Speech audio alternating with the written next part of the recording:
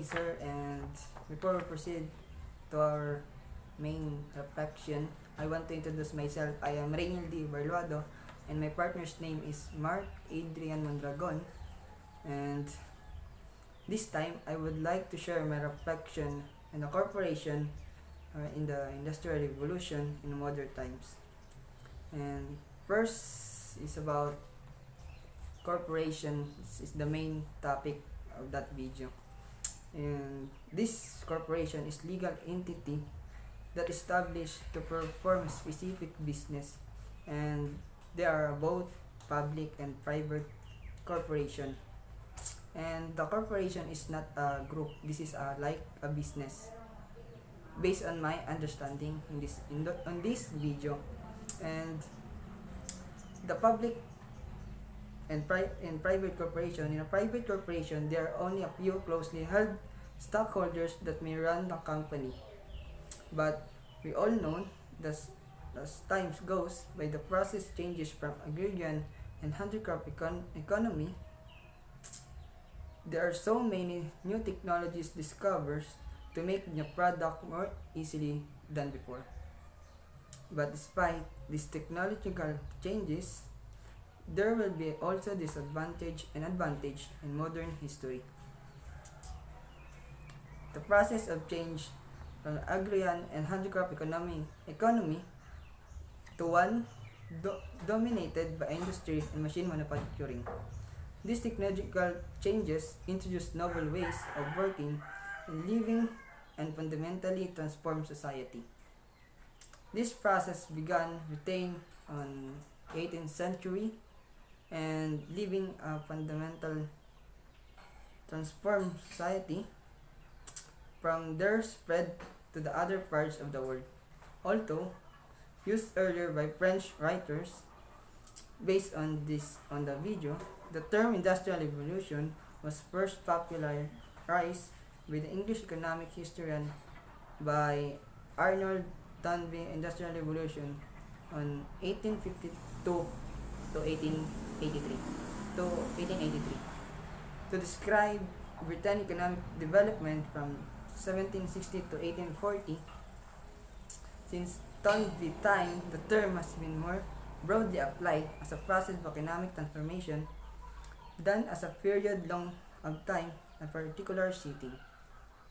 This explains why some areas, such as other country, did not begin their first industrial revolution until other century, and while others, such as United States or other Western and Southern Europe, began undergoing second industrial revolution. That is because of the corporation.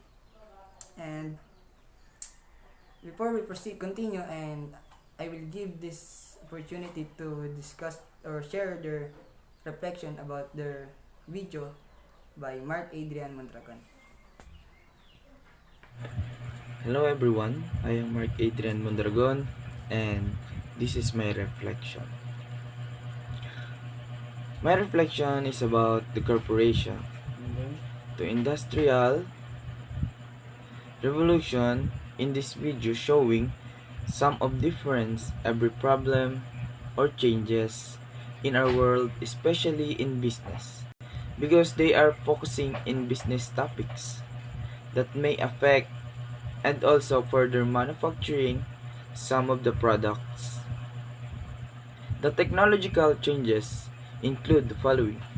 First, the use of new basic materials, chiefly iron and steel.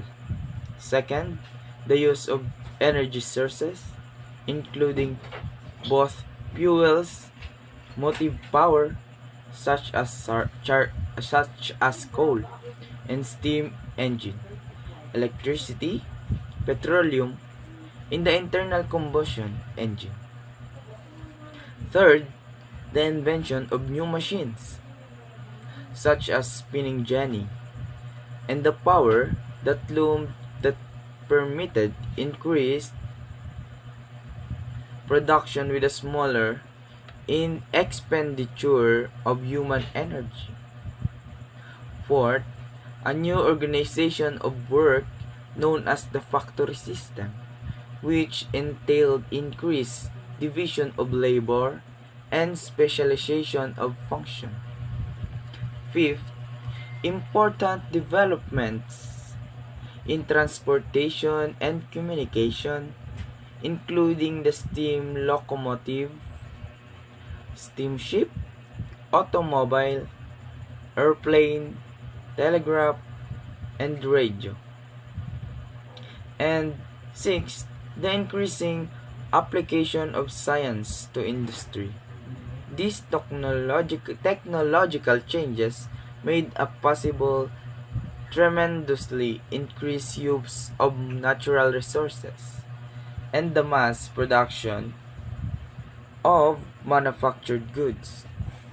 These were also many new developments in non-industrial spheres, including the following: agricultural improvements that made possible the provision of food for a larger non-agricultural population.